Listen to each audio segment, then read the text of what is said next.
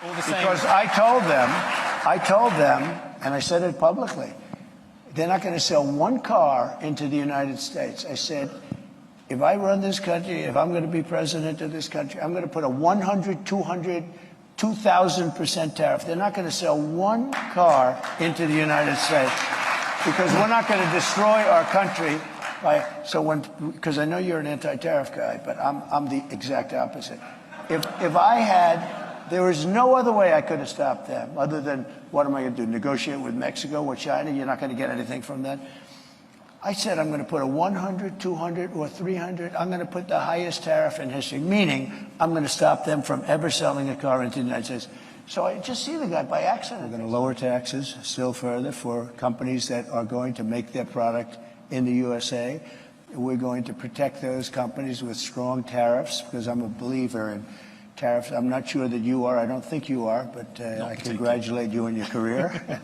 But to me, the most beautiful word in the dictionary is tariff, and it's my favorite word. Okay, but do you know who negotiated the last massive trade deal that we have with Mexico? It was Donald Trump.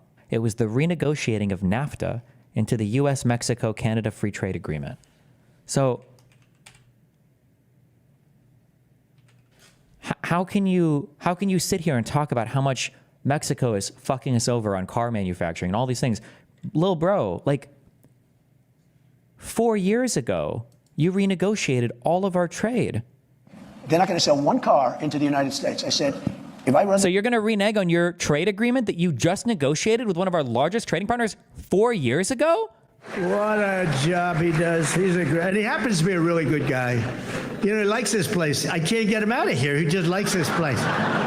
25% blanket tariffs on all products coming into the U.S., which not only would hurt Canada, but that would nuke the U.S. economy. That would nuke gas prices. It would nuke food prices. Everything would go up. And even aside from that, this is not diplomacy. This is the opposite of diplomacy. You have to remember that Canada is one of our close partners, not only geographically, but literally one of our biggest trading partners. A little bit later, but I want to delve into one of your signature promises on the campaign trail, which was to end inflation, to lower prices. When I will immediately bring prices down starting on day one. We've got to get those costs down, and I'm going to get them down. We're going to take care of inflation and quickly, and we're going to get those prices coming down very, very substantially and very quickly. If I win, we will rapidly defeat inflation, and I will make America affordable again. We're going to make it affordable. We got to bring those costs down.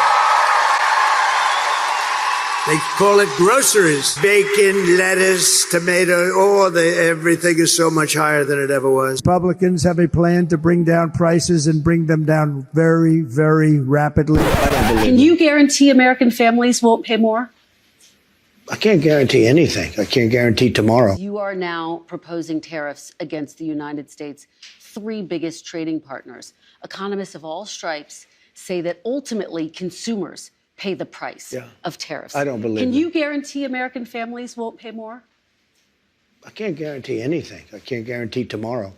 But I can say that if you look at just pre-COVID, we had the greatest economy in the history of our country. And I had a lot of tariffs on a lot of different countries, but in particular China. We took in hundreds of billions of dollars. I think we will...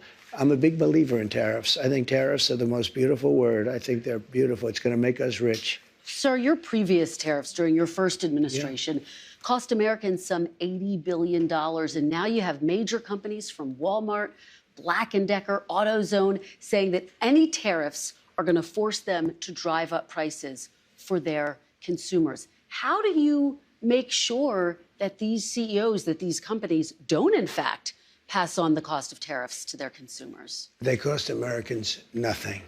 They made a great economy for us. Another aspect of the economy, sir, the minimum wage. The federal minimum wage has been $7.25 since 2009. There are 20 states that still have the federal minimum wage at $7.25. And I actually have a map. 19 of these states actually voted for you, sir. Mm-hmm. And you can see it. So my question for you is, now that you are going back to the White House, for these 19 states that voted for you, Are you going to raise the federal It's a very low minimum wage? number. I will agree. It's a very low number. Let me give you the downside, though. I can say this. You have a lot of businesses that are open and thriving because of the lower minimum wage. If you raise it too much, and you understand this, if California went crazy, they went crazy. And people, the restaurants are closing all over. Many more people are hurt. The other thing that's very complicated about minimum wages is places are so different. Mississippi and Alabama and great places are very different than New York or California. I mean, in terms of the cost of living and other things. Let me ask you about some of your other promises on this topic. You've Okay. promised to end birthright citizenship on day one. Is that still your plan? Yeah, absolutely. The 14th Amendment, though, says that, quote, all persons born in the United States are citizens. Can you get around the 14th Amendment with an Well, we're going executive to have to action? get a change. We'll maybe have to go back to the people, but we have to end it. We're the only country that has it. Through an executive action? You know, you're we're gonna the only country that has it. Do you know, if somebody sets a foot, just a foot, 1 foot, you don't need two, on our land, congratulations, you are now a citizen of the United States of America. Yes, we're going to end that because it's ridiculous. Through executive Do you know, action? Well, if we can, through executive action. He understands Sir, it. you said during the campaign you had concepts of a plan. Do you have an actual plan at this point for health care? Yes, we have concepts of a plan that would be better. Still just concepts? Do you have a fully developed plan? Let me explain. We have the biggest healthcare companies looking at it. We have doctors. We're always looking because Obamacare stinks. It's lousy. If we come up with a better answer, I would present that answer to Democrats and to everybody else, and I do something about it. But until we have that, or until they can approve it, but we're not going to go through the big deal. I am the one that saved Obamacare, I will say, and I did the right thing. I could have done the more political thing and killed it, and all I had to do is starve it to death. You did try to have your Justice Department effectively kill it, though, No. sir. Kill it from a legal standpoint, but from a physical standpoint, I made it work. I believe it's very saleable. Just very quickly, when will we see your fully developed plan? When are you going to show I don't know the that you'll public see it at all. I can only say that we have some of the best healthcare people. I've always tinkered with it. I think it's a little hard to explain. Obamacare, when I took it over, was a disaster. And I made it It has insured workable. 20 million people. Yeah, because of me. Because of me. If you look at what I did, I was You the tried one. to- I made it good. You yeah, tried to legally. repeal and replace it. You tried to Because kill if I it, repealed sir. it and replaced it, we would have had a better system because we wouldn't have had health care. And the Democrats would have been forced to do something. If we wouldn't have had it, the Democrats would have been forced to do something that they wouldn't do if we have it. Let me ask you about another aspect of healthcare. You talked about this on the campaign trail, IVF. You promised free IVF for all who want it, either through the government.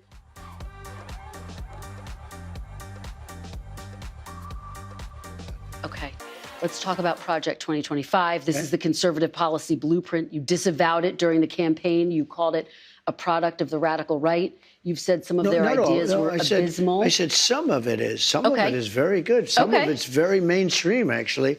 Many of those things Democrats should have agreed to, and I think they would have done much better in the election because they got slaughtered. Well, I guess people see the list: Russ Vought, Brendan Carr, Peter Navarro, John Ratcliffe, Pete Hoekstra, Monica Crowley, and they think these are all of the people who were involved in or writing Project 2025. they have- This must be a blueprint for work Yeah. requirements, eliminating the Head Start program, criminalizing pornography. Is that what we can expect Well, I to don't see? know how they voted. I don't know. I never spoke to them actually about it, and I purposely, and I told you, normally it would be just the opposite. I'd review every page.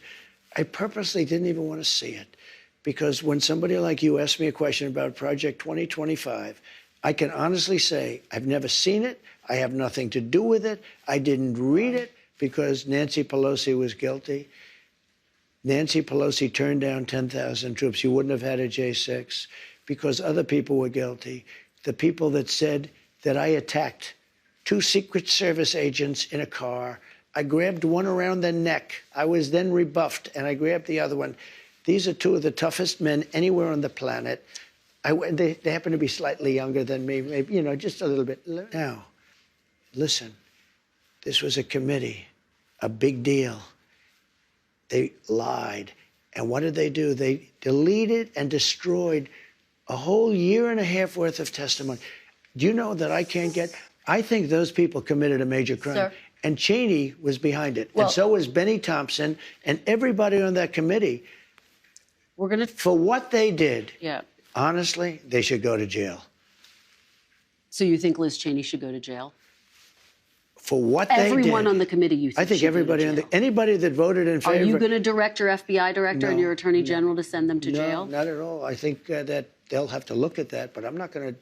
I'm going to focus on drill, baby, drill. When you say that, on it carries strengthening weight, though. You've tapped these people to lead the Justice Department and FBI. They can do whatever they want. A year and a half of sworn testimony, and after getting all of the testimony, they deleted it.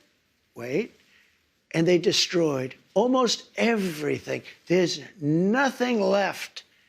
It's unprecedented. And they deny If you doing do that in a civil case, you go to jail. You know they deny doing that. And officials say that the order never came in for the National Guard. They put out a statement. On January 6th, let me ask you this about January 6th. I think Benny you're going to want to Thompson answer wrote this. in a statement that he has destroyed all evidence. Let me ask you this about It's January amazing. 6th. I wish you could be you have such potential.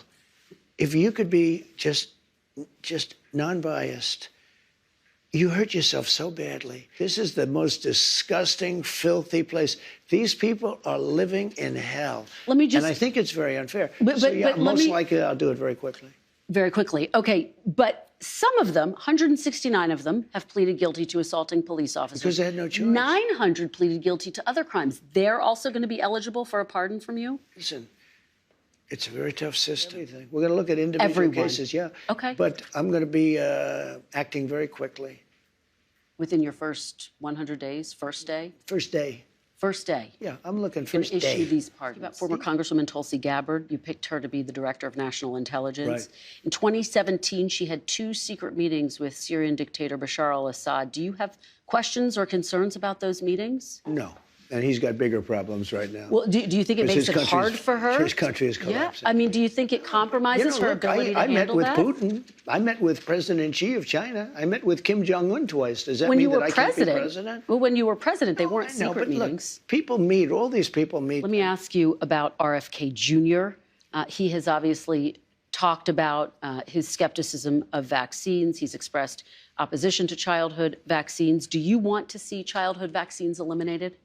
If they're dangerous for the children. Look. So possibly? When you look at some of the problems, when you look at what's going on with disease and sickness in our country, something's wrong. Are you talking about autism? Well, if you take a look at autism, you go back 25 years, autism was almost non-existent. Going back 25 years, studies show that there is no link between vaccines and autism. And yet it sounds like you are open to the possibility of him looking I'm at open to getting anything. rid of them? I think somebody has to find out. If you go back 25 years ago, you had very little autism. Now you have it. I mean, well, they say because they're better at identifying it. Let's turn to foreign policy.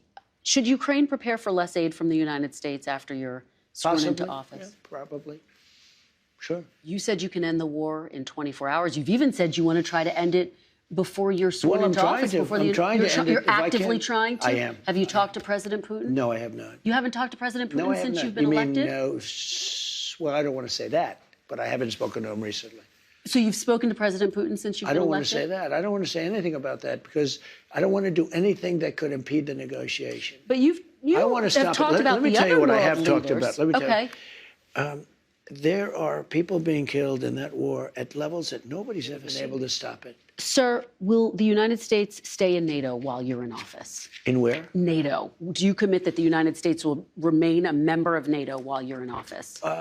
Again, they have to pay their bills. If they pay their bills, absolutely. But not if they don't pay their bills. But NATO's taken advantage of us. I had polls that were the highest anyone. McLaughlin and Fabrizio said George Washington and Abraham Lincoln, if they came back from the dead and they ran as president and vice president, couldn't beat you, sir. We were doing so well. This is the conservative premier of Ontario, Doug Ford. Let's play it. We will go to the extent of cutting off their energy, going down to Michigan, going down to New York State and over to Wisconsin. I don't want this to happen, but my number one job is to protect Ontario, Ontarians and Canadians as a whole. We'll use every tool in our toolbox, including cutting them off energy that we're sending down there. Folks, this is coming. It's not if it is, it's coming. And it's coming January 20th or 21st. and we need to be prepared as a country. We never have.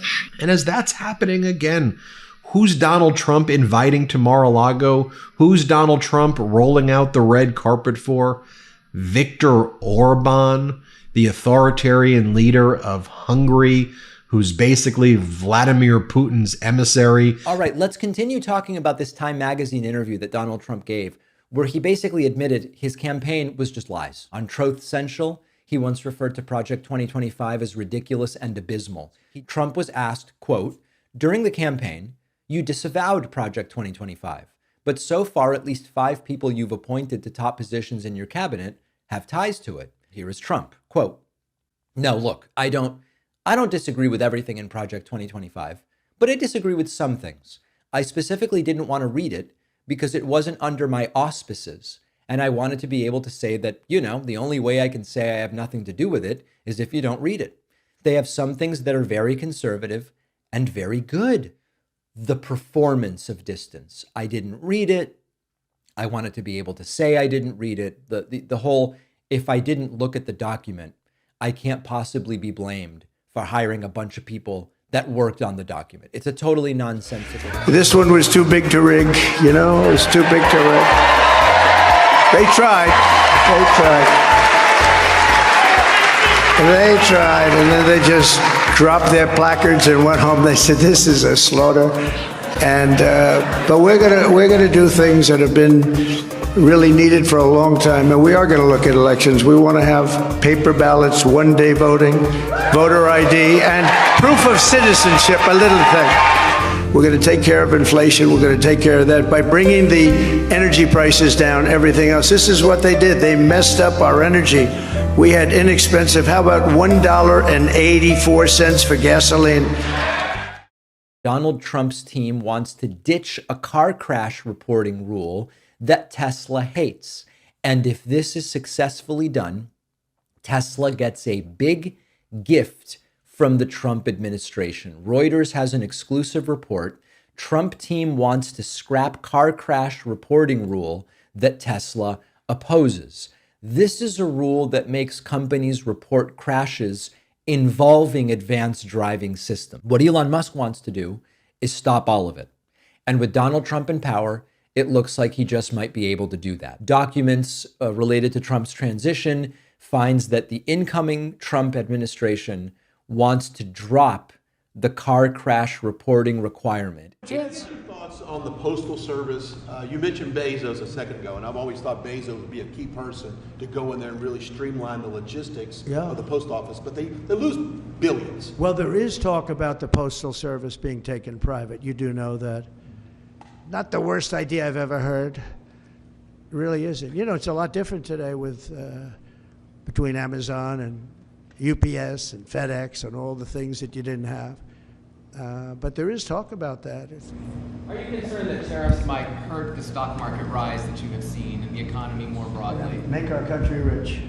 Tariffs will make our country rich. But won't they raise prices? I want to expand on the defamation lawsuits. Could you see moving that to other people with individual platforms, social media influencers, people that... Or newspapers, yeah. Yeah. Oh, I do. I think you have to do it. It looks like Donald Trump is taking his threatened takeover of the media seriously. First, take a look at his comment from yesterday. I see others. I have a few others that I'm doing. I'm going to, as an example, I'm doing this not because I want to. I'm doing this because I feel I have an obligation to. I'm going to be bringing one against the people in Iowa, their newspaper, which had a very, very good pollster who got me right all the time. And then just before the election, she said I was going to lose by 3 or 4 points, and it became the biggest story all over the world because I was going to win Iowa by 20 points. The farmers loved me, and I loved the farmers. She brought it down 2 weeks before. She said I was going to only win by 4. That was a big story.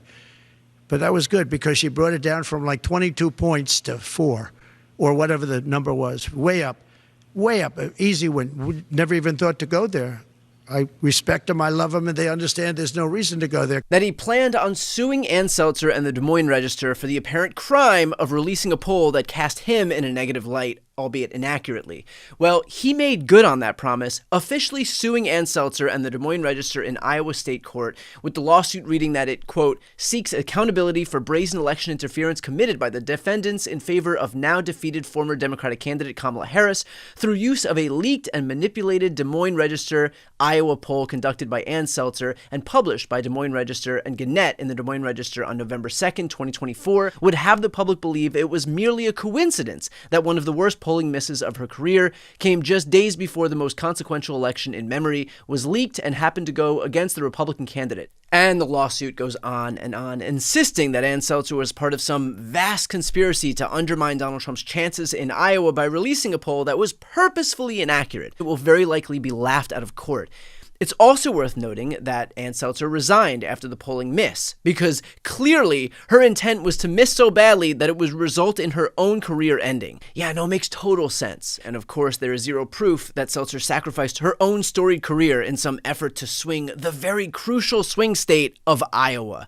But the fact is that this isn't really about Ann Seltzer. It is about Donald Trump flexing his muscles over media figures who are critical of him in an effort to chill that very kind of critical coverage or unfavorable polling anytime in the future.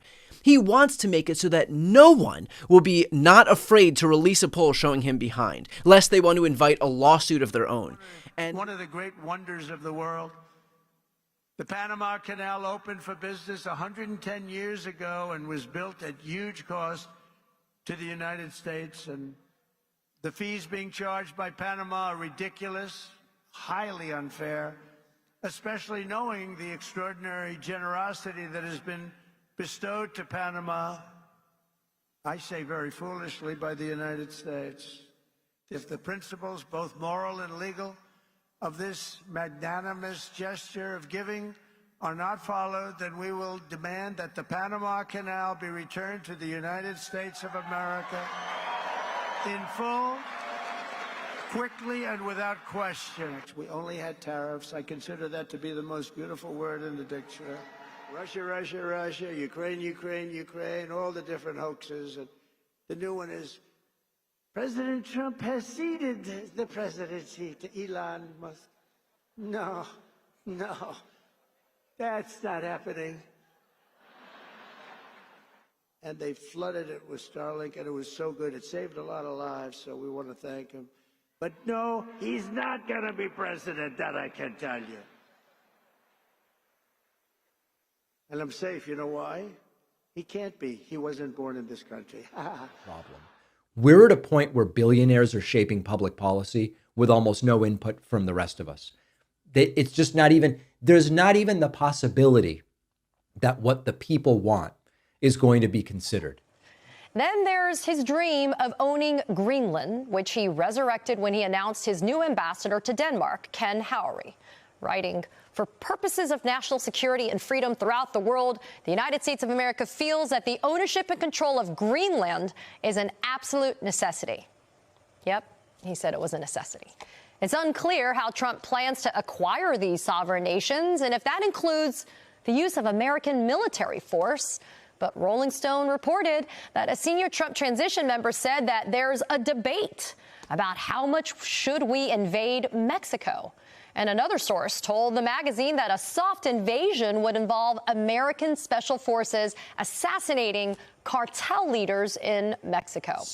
The Christmas message from Donald Trump, an annual tradition where festive cheer and goodwill are nowhere to be found. Take a look at Donald Trump's Christmas message. Quote, "Merry Christmas to all, including to the wonderful soldiers of China who were lovingly but illegally operating the Panama Canal, where we lost 38,000 people in its building 110 years ago, always making certain that the United States puts billions of dollars in repair money, but will have absolutely nothing to say about anything.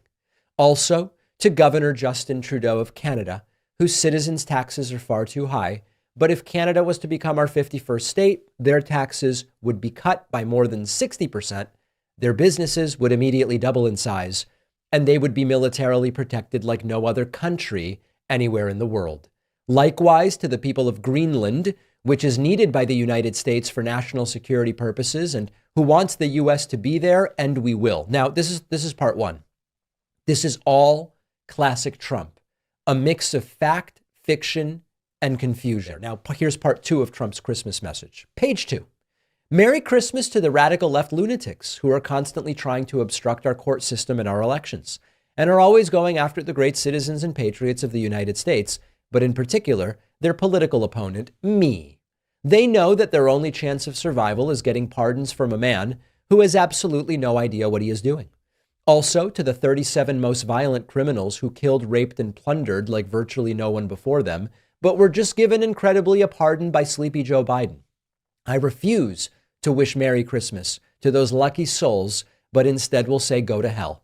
We had the greatest election in the history of our country. A bright light is now shining over the USA, and in 26 days, we will make America great again. Merry Christmas. Now, of course, you all know, if you watched the show earlier this week, Biden didn't pardon violent criminals on death row. He commuted their sentences to life without the possibility of parole. This is because Joe Biden, as am I, is fundamentally opposed to the death penalty. The state of Michigan and the city of Grand Rapids, his campaign is saying they will not be paying the bills for the city services in connection with Donald Trump campaigning in Grand Rapids. And here's what the article says. Trump campaign won't pay $49,000 in bills for Grand Rapid rallies. The city of Grand Rapids is saying that Donald Trump's campaign for president 2024 is refusing to pay $49,000 in bills for 2 rallies in the city this year. That is forcing the city to write off those expenses as uncollectible and to reevaluate policies for future campaign visits. The unpaid invoices are for 2 rallies that drew thousands into the city, both at the Van Andel Arena. Grand Rapids billed Trump's campaign nearly $33,000 for his rally in July. The biggest chunks for overtime for police and its public works department. The bill was due in October and went unpaid. Federal records show that as of late November, Trump's campaign had nearly $10 million cash on hand of the $464 million it raised. More than $16,000 for his visit on November 4th, his last rally of the campaign. Most was for overtime for public works. That was like the last stop he did was in Grand Rapids, and then he screwed them over by not paying like $16,000. That also went unpaid. It goes to talk about how Vice President Kamala Harris paid her bill. The Trump campaign utilized a venue in a downtown district requiring more road closures and associated safety measures. It was also the first event that the president-elect held following the assassination attempt requiring heightened security. The unpaid bills are now costing taxpayers. Quote, if the campaign doesn't pay, ultimately we still have bills to pay and overtime and staffing costs. In October, NBC News reported that the Trump campaign owed more than $750,000 to 4 cities and a county across the country, dating back 8 years. There are mass protests taking place in Panama City outside the United States Embassy, signs that say F Donald Trump. A lot of the Panamanian unions are also joining together. Workers' unions in Panama burned the US flag yesterday in protest against Trump's comments threatening to invade the Panama Canal in order to reduce shipping costs for US corporations. Estamos rechazando las amenazas de Donald Trump. Este territorio de los panameños, nuestra soberanía, nuestro canal y nuestro territorio. Ningún oligarca o no oligarca traidor a la patria va a poder ceder este territorio. Los panameños y panameñas los vamos a defender. Now, the president of Panama, we previously played this for you. He's come out with a statement. Como presidente, quiero expresar de manera precisa que cada metro cuadrado del Canal de Panamá y su zona adyacente es de Panamá. This is now being used in Chinese and Russian television and propaganda, saying, you know, look, here are the people in Panama uprising against Donald Trump. Trump's trying to conquer you. The United States is trying to take you over and conquer you. You need other allies. And just so you can also see a little bit more how this is being reported in Russian propaganda, this is how Russian propaganda outlet Sputnik is reporting this. Panama against U.S. imperialism. Dozens of Panamanians gathered for a protest at the U.S. Embassy in response to Trump's threats to take control of the Panama Canal. We categorically reject the imperialist claims of the United States, what they are showing here. Play this clip.